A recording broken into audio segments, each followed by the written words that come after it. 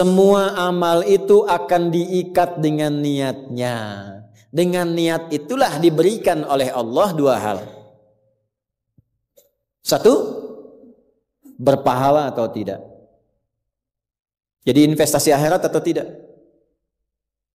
Yang kedua, kesungguhan kita untuk mencapai itu. Jadi Bapak Ibu ini punya pekerjaan nih, ya. Serius tidaknya tergantung motivasi niatnya. Kalau Bapak niat, bakal serius. Kalau nggak niat, nggak akan serius.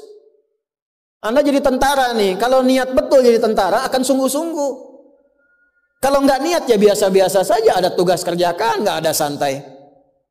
Anda kuliah, kalau niatnya benar, sungguh-sungguh belajarnya. Duduk paling depan, dengarkan dengan baik, catat, nggak paham nanya. Makanya masuk dengan keluar beda. Masuk belum paham, keluar sudah paham. Ini duduk, masuk kelas, duduk di kursi barisan belakang, duduk di kelas, bangku deretan belakang, gitu kan, di dalam kelas penuh dengan obrolan, dengan pikirin, nggak pernah nanya, pulang, mau ujian, minggu tenang jadi minggu gelisah, pinjam catatan teman, nah itu belum niat, nggak niat tuh kuliahnya, ya kalau mau niat tuh sungguh-sungguh pasti serius. Jadi semua pekerjaan itu akan jadi tercapai hasilnya kalau sungguh-sungguh, kalau serius. Serius. Ya, jadi kalau melamar sekali ditolak, kedua kali terus, 3 kali, 4 kali. Ya.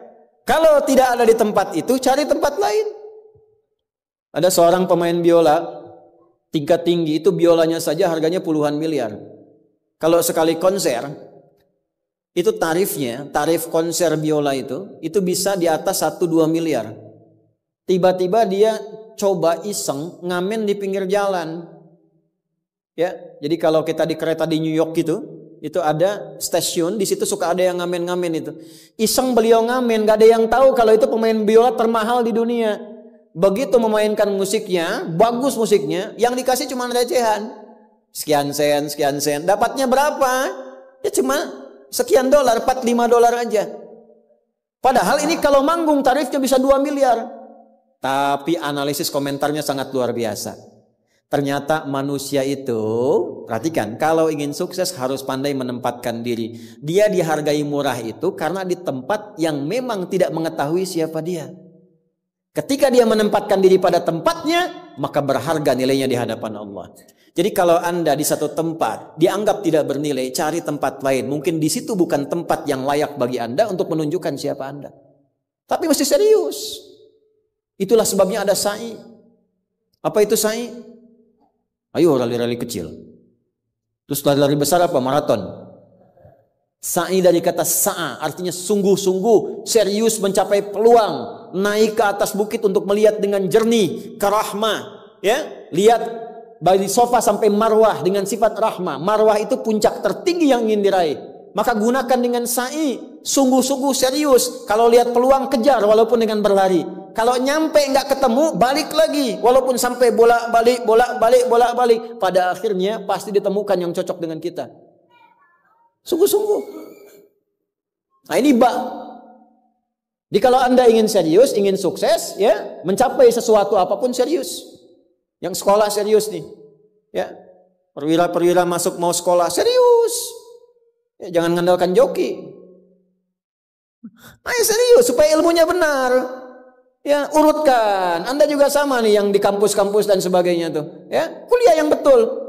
Kan mau Indonesia emas tuh 2045. Bagaimana bisa dapat emas kalau nggak sungguh-sungguh? Itu yang kemarin PON tuh, kalau nggak serius nggak dapat emas.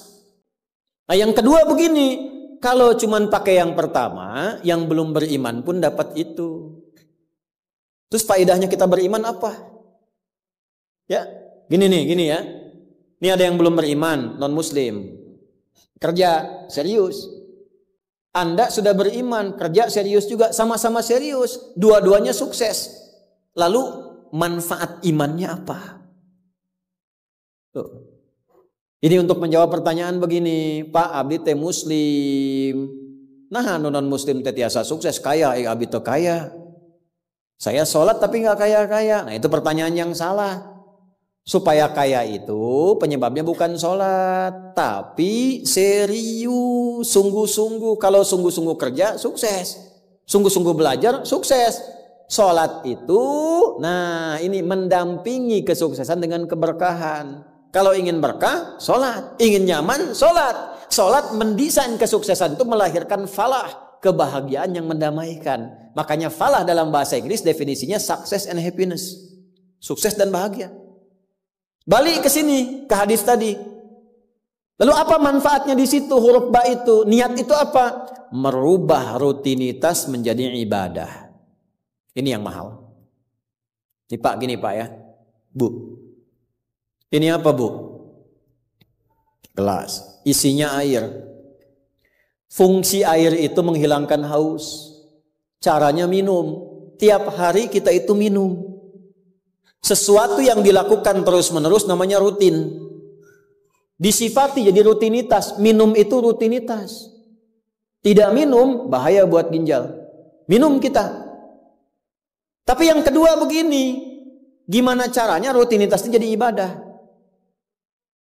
Tuh, minum tapi jadi ibadah. Apa fungsinya ibadah? Supaya dapat bekal. Bekal buat apa? Bekal buat pindah. Pindah kemana? Pindah ke alam baru ketika meninggalkan dunia. Siapa yang akan hidup selamanya di dunia? Ayo angkat tangan. Gak ada. Orang terkuat di muka bumi Firaun. Jaringannya luas, tentaranya banyak, hartanya melimpah, supportnya tinggi. Tapi sefiraun-firaunnya tewas juga. Selesai. Nah, artinya apa? Kita akan meninggalkan ini karena kehidupannya sementara. Karena itu bagi orang yang sudah meninggalkan dunia, disebut diumumkan telah meninggal dunia. Nah kita punya iman kalau meninggal pindah kemana? Kan ditanya. Akal kita kan bertanya, ini pindah meninggal dunia, meninggalkan dunia pergi kemana? Kan belum pernah ada yang punya pengalaman ke situ balik lagi. Oh, abdi tadi kadinya wih deui, enggak ada. Ya, harus terjawab. Kalau tidak terjawab bingung kita ini, harus terjawab. Yang bisa jawab itu siapa? Yang menciptakan kita. Tanggung jawab, harus memberikan keterangan. Karena itu kalau ada kitab suci menerangkan dengan sempurna setelah di dunia ke sini keadaannya begini, bekalnya begini, dari situ ke sini prosesnya begini, ini menunjukkan kitab suci itu benar dan sumbernya dari Sang Pencipta. Dan berita baiknya alhamdulillah, alhamdulillah, silahkan riset, silahkan komparasikan secara ilmiah, riset. Hanya Al-Qur'an yang menerangkan itu dengan sempurna. Dari dunia pindahnya ke sini, alamnya disebut dengan kubur, pemisahnya disebut barzakh. Di dalamnya ada begini, dijelaskan oleh Nabi rinci. Kalau begini begini, kalau begitu begitu. Selesai itu nanti bertahap seperti ini, terjadi kiamat begini, rinci. Kalau itu karya manusia, mustahil ada satupun manusia yang bisa berbuat seperti itu. So, kita mau pindah nih, sekarang kita pakai logika yang betul. Hukum pindah itu harus bawa bekal. Ini yang ngaji semua di sini, nggak semuanya orang Bandung. Orang Jakarta tuh. Ya. Soreang mana Soreang? Masih subuh nanti pas maghrib Soreang tuh. Ya, Purwakarta mungkin kan. Ini nggak semua orang Bandung ini. Apakah Anda bisa nyampe ke sini kalau nggak ada bekal? Dari Bandung mau ke Jakarta mesti ada bekal. Beli tiket pakai kereta api cepat. Ya, kereta cepat, wush, tiketnya bekal. Pakai pesawat, bekal. Hukum mengatakan setiap pindah tempat mesti ada bekal. Ini Anda, saya, kita mau pindah dari dunia, minimal transit, ya waiting roomnya di alam kubur. Mau pindah, pertanyaannya bekalnya apa? Kan pindah tempat. Semakin berpindah tempatnya, semakin beda hukumnya. Ini kita di Indonesia, mau transit ke Malaysia, apa dikira mata uangnya sama? Tidak, hukumnya pun nggak sama. Orang Indonesia ke Singapura hukumnya beda. Oh bisa rapi, di jalan rapi, nggak ada buang sampah sembarangan, gitu kan? Pulang lagi ke Soreang, nggak bala deui gitu. Hukum beda, ketatnya nggak sama. Ke Amerika lebih jauh lagi, nggak laku rupiahnya, tukar dulu dari sini, baru dolarnya nyala. Pindah tempat beda hukum. Toilet di kota Bandung dengan toilet di Lebak Bulus bisa beda. Ya. Nih bang, 1.000. Kok 1.000 bang? 2.000. Biasanya juga 1.000. Anda di mana? Lebak Bulus. Sini Bandung pak. Ya, bisa beda hukum. Maka Anda jangan berharap di alam kubur itu hukumnya bisa sama dengan hukum di dunia. Pasti beda. Tetap pertanyaannya sama. Bekalnya apa? Cuman 2 lembar 2 kain. Ibu tambahan 1 bu, kerudung ibu 3 tuh. Makanya saya selalu mengatakan dengan bercanda tapi dalam, mohon maaf ini yang muslimah, berlatih pakai kerudung ya. Berdoa minta sama Allah supaya nanti tidak bikin malaikat mungkar nakir penasaran. Di dunia nggak berkerudung, begitu meninggal dikerudungin, ditaruh ke malaikat. Ucu gening. Waktu di dunia teh kerudungan, nah udah jantan kerudungan. Man rabbuka, abi jamaah Ustaz Adi, namun belum sempurna hijrah. Pelan-pelan, jangan dihukumi dulu. Dia sujud itu sudah luar biasa. Dia belum taat pada satu bagian, tapi taat pada bagian yang lain. Kita doakan, support. Jangan langsung tiba-tiba, oh nggak taat, dosa, neraka. Nah, kamu neraka, aku maing wes. Repot kalau gitu tuh. Ya, balik lagi, dikembalikan pada kebiasaan, pada kebaikan. Nah, sekarang mau pindah ke alam kubur, bekalnya apa? Kan mesti jelas. Baju sudah beda, nggak bisa dibawa. Itu sudah fitrah Pak. Bapak punya warisan banyak, ditinggal. Nggak ada yang mau ikut, semua ditinggal. Anak-anak tuh sudah catat warisan bapak apa saja. Ibu sesayang-sayangnya nggak akan ikut bu. Bapak jangan tinggalkan saya. Terus kata yang nguburnya, ayo ibu mangga atau mau ibadah ngiringan, nanti aja. Akan masuk. Nah sekarang pertanyaannya bekalnya apa? Ini mesti terjawab. Kalau nggak terjawab, nggak lengkap agama itu. Apa fungsinya Tuhan di situ? Mesti menjelaskan. Nah di Islam itu dijelaskan. Bekal yang kita bawa pulang meninggalkan dunia itu, itulah yang disebut ibadah. Itu. Setiap dikerjakan ada poin ditulis. Poin itulah nama bekalnya. Namanya ajrun namanya. Lahum ajrun ghairu mamnun. Yang kita sebut dengan pahala. Yang menjadikan itu dapat, pahala itu diraih, bekal ibadah itu dapat, itulah niat. Itulah niat. Jadi pekerjaannya tidak berubah, rutinitas tetap jalan, minum tetap minum, kerja tetap kerja, makan tetap makan. Cuma dengan niat itu di saat yang sama cara minum itu langsung dinilai sebagai ibadah.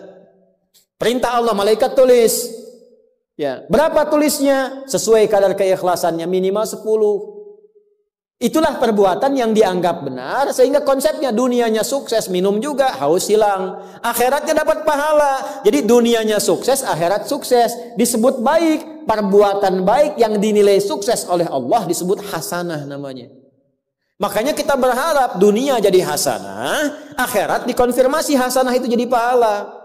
Maka kita berdoa, Al-Baqarah ayat 201, Rabbana atina fid dunya wa fil akhirati waqina. Apa tafsir hasanah terkait ibadah? Tafsir hasanah terkait ibadah pindah surat ke surat 6. Ayat berapa? 160. Man jaa bil hasanati falahu asyru amthaliha. Minimal kalau diniatkan jadi ibadah tulis 10. 10 itu yang disebut bekal pulang. Sebelum meninggal. Tampilkan nanti. Punten Pak ngetang nate sanes kieu nya 1, 2, 3, 4 itu hitungan dunia. Cara menghitungnya 1 ke 2 500 tahun. 2 ke 3 500 tahun, 3 ke 4 500 tahun. Nanti semua itu diakumulasi, ditampilkanlah surga yang sesuai dengan pahala kita. Kapan ditampakkannya? Saat sakaratul maut sebelum meninggal. Sifat ibadahnya disebut, sifat orang yang rajin ibadah disebut abdun, jamaknya ibadun. Ketika mau meninggal ditampakkan, karena ditampakkan tenang dia. Nyawanya tenang, jiwanya nyaman. Sifat jiwa yang dilatih ibadah, saat latihan disebut tumakninah. Ruku anjen, jangan dulu itidal sampai tumakninah. Sujud, jangan bangkit dulu sampai tumakninah. Kebiasaan tumakninah punya sifat namanya mutmainnah. Makanya saat akan meninggal disebut ibadahnya, disebut mutmainahnya. Di mana? Quran surah 89 ayat berapa? Ayat 27 sampai 30. Ya ayyatuhan nafsul mutmainnah, irji'i ila rabbiki radiyatan mardiyah fadkhuli fi ibadi. Disebut ibadnya. Wadkhuli jannati ditampakkan surganya. Ini surganya anjeun teh ieu tina amalan-amalan yang telah dilakukan selama hidup. Kalau yang nggak ada bekal, tampaknya yang jelek-jelek sesuai kebiasaannya. Ya. Kebiasaan dugem ditampakkan lenggel. Ini bingung, la ilaha illallah, geleng lagi, geleng lagi. Yang biasa tahlil, biasa ngaji, wafat sesuai kebiasaan, sesuai ajalnya. Tampak. Nah, sekarang untuk mencari bekal itu bagaimana? Niatkan menjadi ibadah.